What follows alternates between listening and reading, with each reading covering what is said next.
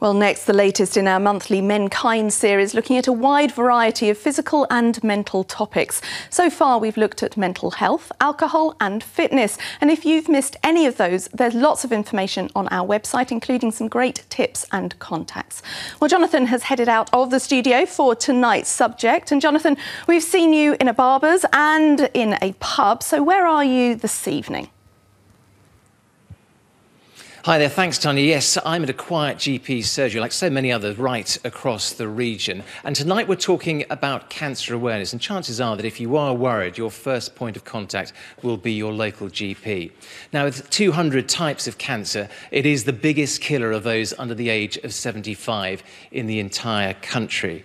The most common types going across your screen right now. Now, in a moment, we're going to speak to one expert about it with the latest tips and advice. But first, here's one man's story.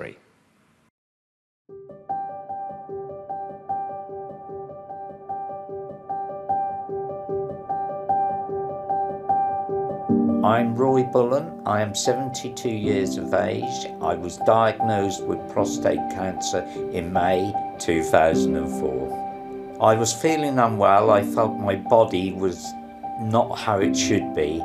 I was getting up at night and going to the toilet a lot more. So I decided to go to my doctors. When I was told that I had the prostate cancer, all I wanted to do was get up and get out of that hospital. It really shocked me, and really hit me. I just had it removed and the nurses were helping me all the way through. I was in the hospital for a fortnight, and on the day I was leaving, the nurse came back and told me that everything was clear. I believe you know your body.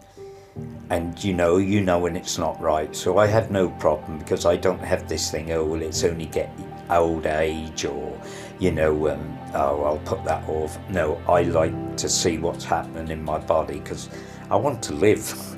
So I do regularly get myself checked out, and that's the way it came about. I had no problem going.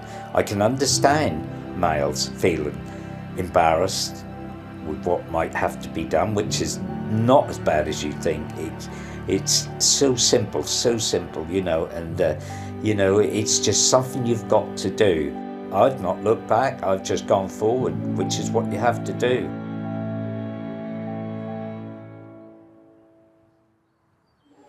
Well, great to hear Roy's story there and the importance of being checked out if you are concerned. Now, Dr. David Plume is a GP cancer and palliative care specialist. Thank you very much indeed for your time today, Doctor. And first of all, just on picking up on that point, how important is it to go along to your GP if you are concerned? Well, cancer is remarkably common. If you're born after 1960, you've got a more than 50% chance of being diagnosed with cancer in your lifetime. So if you have symptoms, go along, see your GP, explain to them what you're worried about, explain you're worried about cancer. In most cases, it's not going to turn out to be cancer, but if you are then diagnosed with a cancer, then that cancer is going to be much earlier, much less likely to have spread, and you're much more likely to be able to be cured. I'm reaching that age where I'm being invited along for screening. How important is that? Screening is enormously important. I think women get used to being invited for screening. Men, we're not so good at going for our screening. We invent lots of excuses. But the reality is that it's hugely, hugely valuable. If we look at the once-only flexible sigmoidoscopy programme, being screened with that, just one screening test, reduces your chances of having a colorectal cancer and dying from it 46%, which is really impressive. If we look at fecal occult blood testing, as my father-in-law calls it, playing poo sticks, not a great test at the moment, but it's going to change enormously over the next year or so as we evolve the test and we bring the ages down for the screening test. And there is a new bowel screening test, isn't there, which could be a major game changer, I hear. Absolutely. It's called the FIT test. It's a much more accurate test. It's a much easier test to administer. It's much easier for men and women to do. And it doesn't require you to eliminate certain foods from your diet. And it only requires one sample rather than 3 samples, which, of course, has got to be a winner. What's really exciting is we're starting to use it as a test in symptomatic patients as well.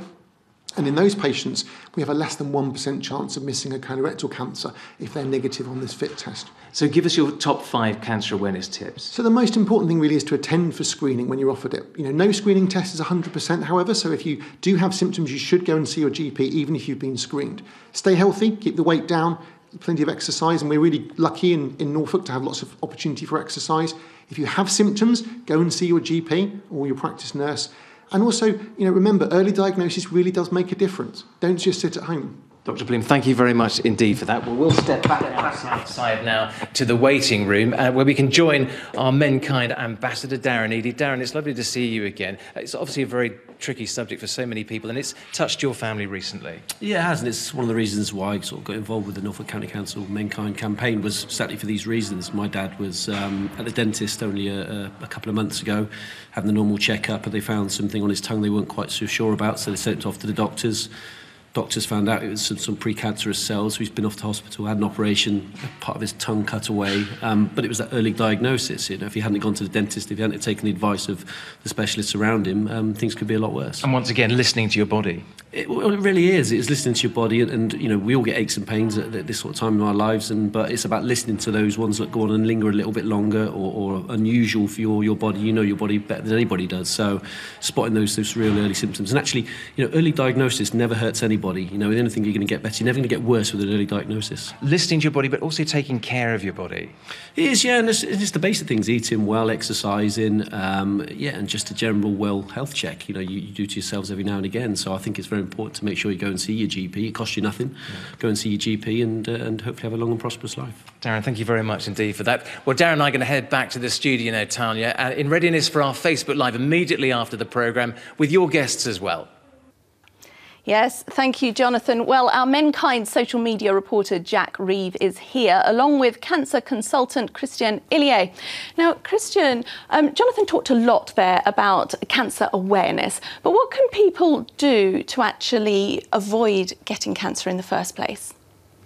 It's very interesting that about 38%, so about 4 out of 10 cancers can be avoided if we'll be able to follow some simple rules. And one of them will be to try and avoid smoking. And I'm still amazed to see that 1 in 7 people in Norfolk are still smoking, because smoking is related to about 15 cancers. Another important thing is to try and stay fit. Staying fit means to eat healthy, 5 a day, try to avoid processed food. Also means not to be overweight or obese. Again, thinking about Norfolk, 2 out of 3 people are overweight or obese. It's also important to do physical activity. 1 in 5 in Norfolk will not do any physical activity, which obviously doesn't help. And another important aspect is to try and avoid alcohol, because that is also related to quite a few cancers. All good advice there, but as Dr. Plume said earlier, if you were born after 1960, there's a 50-50 chance that you could get cancer. So are we making genuine progress in fighting cancer? We're definitely making progress. I mean, the statistics is not in our favor with 50-50, but also another statistic says that we have a 50% probability of living more than 10 years after we've been diagnosed with cancer, which is really reassuring. So we're really making progress. 10-year survival after diagnosis is quite a landmark that we reached a couple of years ago. So can you just tell us a little bit briefly about support groups and how that can help people? Part of the recovery, it's also friends and family, as we call it, support, and it is about helping ones having the weekly shops or doing some heavy lifting, but it's also about emotional support. It's about being part of a team, part of a group, and understanding that getting through some difficult moments doesn't need to happen isolated or alone. Absolutely, good advice. And Christian, I know you'll be coming back after the programme for the Facebook Live with Jonathan and Darren and Jack. So Jack, what can people get in touch with you about then? Yeah, so this is the 4th edition of the Facebook Live in the Menkind series. I think the brilliant thing with the Facebook Live is we've got time to really discuss things. We've got expert advice. Darren Eadie will be here. We've chatted about things like mental health and smoking in previous ones. So the aim of it is for people to get in touch with either advice or stories themselves. We've already had some stories being sent in, so we'll be discussing them on the Facebook Live. But come and join us, facebook.com/ITV Anglia, and get involved with the chat. Excellent. For now, both of you, thank you very much. Hi there and welcome to our Facebook Live here on ITV News Anglia, looking more at cancer awareness following on from our programme this evening. Let me introduce you to the people we've got around the table. We've got Darren Eady, who is our Mankind ambassador. We've got cancer surgeon Christine Illier as well. And we also have Jack Reeve, who is our social media guru. Thank you very much indeed for joining us this evening, everyone. Jack, this is sort of the opportunity for people to get in touch with a whole variety of areas, talking about cancer awareness. If they want to ask questions to Christian, if they want to recount stories, they can get in touch with you, and already you've been getting a few in. Indeed. I think the previous 3 Facebook Lives we've done surrounding Mankind, we've all been blown away by people's openness towards subjects. We've had hundreds of stories come in. We're talking about sort of cancer awareness today. A few people have emailed in. I can already see the Facebook comments flooding in. I'm going to start with a story from a chap called Cory Varney. Now, he lives in Norwich. He finished 6th form and was set to start university when Cory discovered a lump on the back of his neck. He was referred to hospital pretty quickly. The initial tests were inconclusive, but after more tests, he was diagnosed with thyroid cancer. Cory deferred his first semester at university to focus on the treatment. After intensive treatments, Cory made it back to university the following February and done his course back to front. So done really well to balance both of them's things. He's since been on thyroid replacement and he said he's feeling better than ever. I think his worry though, although he's doing fantastically well, is he's treated, he's on the mend, but he was almost felt like he had to cope for himself after that point. It was that cut-off where you're suddenly really supported. And then lack of support services, he felt. I guess so, yeah. And you're having to kind of battle for yourself, and it's that sudden cut-off. There's been a lot of stories similar to that. As you said, though, get in touch in the Facebook comments, and we'll try and get some questions. Christian, is that a story that you can relate to with regard to, yes, people come to you for help, the surgery, etc., but what happens after it, is that something as well that we need to look at more, do you think? I think this story is quite relevant and is very important because we as doctors, we concentrate on the disease and we make sure the patient will get the best and we concentrate to get the cancer out. But actually it's more into that. And the patients will go through quite difficult times and sometimes even the whole family can go through a difficult time. And I think it's one area where the charities can be quite supportive, and also the patients' support groups.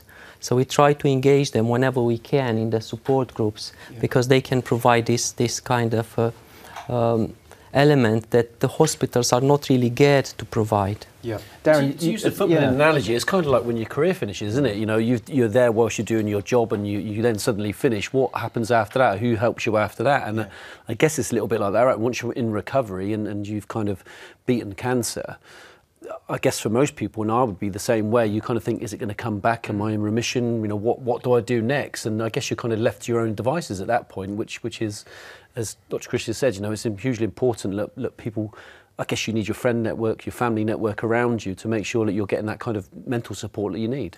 We talked about it on the programme, but as I say, cancer has touched your family as well. And is it something that your father experienced following his treatment? Does he feel that actually there is a support services there for him, would you say? Well, he's got to go back every 3 months regularly for the next sort of a year or so, I think. But then, yeah, I'm going to guess he went in for his treatment. He had the part of his tongue cut away from the cancerous things they found there, and he's fine. But yeah, I guess I've been on the phone to him asking him how he is, and obviously having lost my mum last year, he hasn't now got my mum to lean on. So for him, it must be very difficult. You know, he's all of a sudden on his own, essentially, very frightened of what's going to go on for the rest of his life. You know, how long is he going to be around? Is cancer going to be something that comes back to him?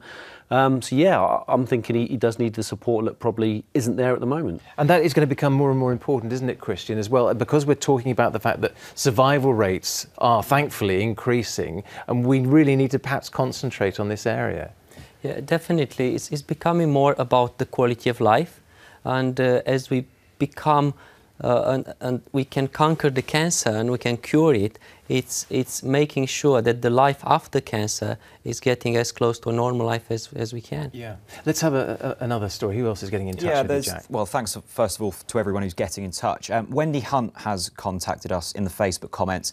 She said, my boyfriend had prostate cancer about 6 months ago and has had surgery to remove it, and it was successful. It was a very emotional time for both of us, and he's recovered really well since. It shook him up, however, and when he found out he had it, he became very depressed. I think that's the thing, isn't it, with a lot of the stories that we've had.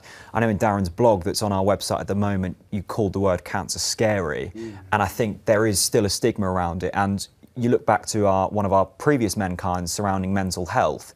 This isn't just about cancer, this is the repercussions that come from it as well. It's probably the most fearful word to hear, isn't it? You go to your doctors, the last thing you want to hear when you go to the doctor is the cancer word. That's probably the thing that strikes fear into most people, because I guess people kind of see it as a death sentence. You know, whatever age you are, it is very fearful like that. But and yet it needn't be. That's the great thing that we're hearing, Christian, isn't it? Is the fact that actually it's so important that we come and get it diagnosed earlier, because for the fact of the matter is that we are living through this now. Yes, it's very important to diagnose it early, but it's also important to understand that part of the recovery is feeling emotional. It's nothing unusual. It's part of the body getting over it, and we should accept it.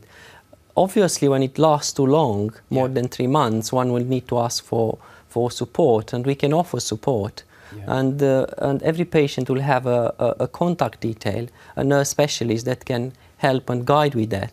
But it's again about understanding and about asking the support when it is needed. Let's just talk about some of the specifics as far as cancer is concerned, because you're a specialist in prostate cancer. We've heard one story there. It is the biggest killer in men still at the moment. What progress would you say we're making on prostate cancer? The progress is on one, I would say, on one side in diagnosis. We are getting more accurate in diagnosis the disease that will need treatment. And on the other side, we are making progress in treatment. It's either in curing the disease with robotic surgery, which is available to this area, and also in advanced cancer, where the newest treatment, I think each year we incorporate the latest advances in medical field, and it's adding time to the advanced stages of the disease. So you would say that we are making progress in prostate cancer. What about bowel cancer? Because again, earlier on in the programme we spoke to a cancer specialist GP who was talking to us about the fact that bowel cancer, there's a new screening programme which has come into play, which he says could be a major game changer. Yes, there is a so-called FIT programme, and it is a game changer because it's much easier to be done. As in you only need one sample, and it's also more accurate. If the test we had before, or detecting blood from different sources from the food, the new test will only detect human blood. So it's only detecting when it's a bleeding. So it will reduce the rate of false positives and the rate of and the necessary colonoscopies for. Which is great. Jack? Yeah. I think this whole discussion is very sensitive, isn't it? And there are some really sad stories. However, there's been some uplifting stories as well. Martin Craddock got in touch with us on Twitter. He said, in 2015, I had an abscess in my mouth. I thought it actually turned out to be oral cancer. 3+ years later, I'm cancer-free, and I've nearly got the correct teeth as well. Just a shame they couldn't improve on my face while they were there. So we've spoke about this before. I think men are afraid for diagnosis, aren't they? We always think we're going to be okay. Sometimes we're not. Once you start to break down these barriers, often the journey isn't as hard as what we think it's going to be. Darren, what's been great for me, and I don't know if it's been the same for you, but with the whole Menkind series, is that we started this off sort of 4 months ago now, and we were talking about the importance of people speaking. And what's coming clear is actually that people are, which is presumably great news for you. I've been amazed by it, really. You know, it is that, I guess, that stigma around it. Look, men don't talk between the ages of 40 and 75. We're very much just get on with things. But I've had people contact me directly on social media about their stories and how they're recovering and how they've gone to the doctor because of what they've seen. Whether they're saying that out in public, they're not, but they're letting me know that they've been. So to hear those stories and the people actually going to get tests and see their doctors is a huge plus. If you can, help a dozen people through this campaign, will be a huge success. But it's quite interesting when they came in and said, we're going to do this fit test. We've got this fit test now for bowel cancer. Yeah. I said, that's right, I'll take it live on Facebook tonight. Well, and then they showed me how it was going to be taken. And we're about to do it now, which is brilliant, which is great to hear. Christian, we've talked about sort of some of the stories that we're hearing about, which is absolutely fantastic as well. We hear sometimes about the importance of trying to maintain our own personal health to avoid cancer. Is that true? What is myth and which is fact? Can we reduce our chances of getting cancer through our life choices? When we talk about cancer, there is a clear genetic component, but actually it's also lifestyle involved. And it might be interesting to mention, because I deal more with prostate cancer, that studies have found that the incidence of finding cancer on histology is similar in Japan and the US, but actually the diagnosis is completely different. As in the Japanese, they will not get the disease, the clinical form of the disease. Okay. But when they move to California, the incidence is absolutely the same. So it must be a component of lifestyle in there. We do not understand what is that part, but there are cancers that we know where lifestyle will make a difference. For example, smoking can reduce the chance of getting a cancer with 19%. That is huge. That's about 1 in 5 not getting cancer just by avoiding smoking. Avoiding smoking, yes. Yeah. Okay. So it's very important to give up smoking as soon as possible. About 15 cancers are proven to be kind of caused or related to smoking. Okay. Then it's very important to eat healthily. Yeah. And it's about eating the 5 a day, avoiding processed food. And I see it more like an integrated part with staying fit, doing physical activity, avoiding being overweight, which becomes more and more of a problem in the modern society, and also avoiding alcohol. Alcohol is another major contributing factor. Another major contributor, yeah. Around 7 cancers have been proven to be. I think smoking was really interesting because we talked about it earlier, and I said, look, it's a whole generation now. Like my son, who's 21 and below, don't tend to be smokers anymore. It's not fashionable anymore. But the doctor was saying actually in Norfolk, the rate is higher here than it is anywhere else. Right. But that's a rural problem, or what, not quite sure. But the higher rate of people smoking in Norfolk compared to the national average. Yeah. Jack, let's have another. Lots of comments. I don't think I'm going to be able to get to all of them. But thank you very much indeed for sending them in. Definitely. We can obviously keep looking at them on Facebook. And once again, after this. really pleased to see everyone's openness here. Elaine said, I'm going to sort of summarise this comment slightly. She said her husband was diagnosed with prostate cancer, and of course the treatment is important, but the support afterwards is just as important as the treatment or surgery. In fact, I'd say it's more so for survival. Ali Norman, thanks for getting in touch, Ali. She says, I know only too well about cancer. My dad was diagnosed with cancer.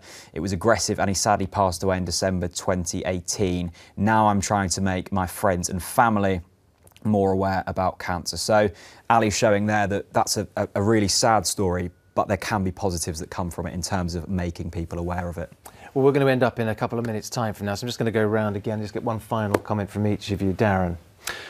Well, I think, as we said throughout the whole of this campaign, early diagnosis is key to anything. And like I said before, early diagnosis isn't going to make things worse. It's only going to make things better to get on top of things straight away. Lovely, thanks for that, Darren. Jack, we'll have one more from you before we let Christian have the final word. Yeah, I think I'm not going to pick out a particular comment here. There's so many, but as Darren alluded to there, it's early diagnosis, and I think that only comes about from being open, being aware, and knowing what your body feels like. So if we continue to keep this conversation going, and everyone's more aware and feels comfortable with it, then I think we've got a much better chance. Thanks for that, and again, thanks to everyone for getting in touch. And a final word, Christian, from you, if I may. And we're talking about cancer awareness today.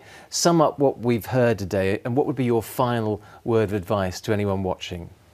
I would say Mankind campaign is very good. It's helping us as doctors to get quicker to to our patients. And it's very important, do visit your doctor. If you have any symptoms that you do not understand, anything unusual, do visit your doctor. It's very important to be diagnosed early. So I think we should all visit our doctors if we feel that there is a need. Which is a great way to end. Christian, thank you very much indeed. Jack, indeed as well, and Darren, and of course to everyone watching our Facebook Live this evening. We really appreciate all your comments. Thank you very much indeed for joining in. We'll have another one of these in a month from now, but thanks again.